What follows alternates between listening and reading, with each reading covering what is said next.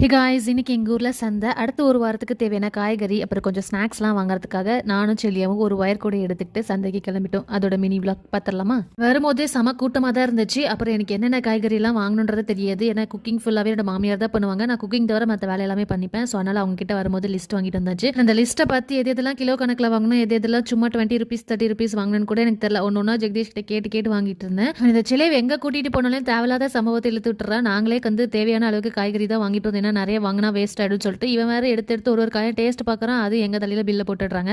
இப்படியே ஒரு 1/4 kilo carrot extra வாங்கிட்டு வந்துட்டோம்.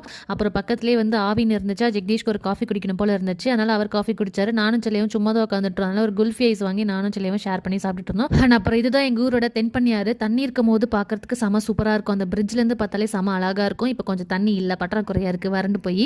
அப்புறம் இந்த வாரத்துக்கு நாங்கள் என்னென்ன காயெல்லாம் வாங்கணும்னா கேரட்டு, பீன்ஸு, நூக்கல், அதுக்கப்புறம் குக்கும்பர், வாழைத்தண்டு, முருங்கைக்காய், அதுக்கப்புறம் கோவக்காய், இது மாதிரிலாம் ஒரு 150 ருபீஸ்க்கு வாங்கியிருந்தோம். ஓரளவுக்கு நல்லா சீப் அண்ட் பெஸ்ட்டாக தான் கிடச்சிச்சு. அப்புறம் நாளைக்கு சண்டே, தைப்பூசம் இல்லையா, வீட்டில் சாமி கும்பிடுவோம். தேவையான பூவும் அப்படியே வாங்கியாச்சு. அப்புறம் நல்லா சுட சுட இந்த நாட்டு மக்காச்சோளம் வந்து வேக வச்சு வித்துட்டு இருந்தாங்க. பச்சையாகவும் இருந்துச்சு, வேக வச்சும் இருந்துச்சு. பச்சையாக வாங்கினாலும் எப்படி நம்ம வேக வச்சு தான் சாப்பிட போகிறோம்னு சொல்லிட்டு நாங்கள் வேக வச்சதே ஒரு 5 மக்காச்சோளம் வாங்கிட்டு வந்தோம். ஒன்று வந்து 10 ருபீஸ். அப்புறம் சந்தைக்கு வந்தாலே கண்டிப்பாக பொரி வாங்குவோம். அதோட வந்து பக்கத்துல இந்த தேங்காய் பர்ஃபியும் வச்சிருந்தாங்க. இதை சாப்பிட்டு ரொம்ப நாள் ஆச்சு. அது எனக்கு ரொம்பவும் பிடிக்கும். அதனால் அது ஒரு 20 ருபீஸ்க்கு வாங்கிட்டு அப்படியே வீட்டுக்கு வந்துட்டோம்.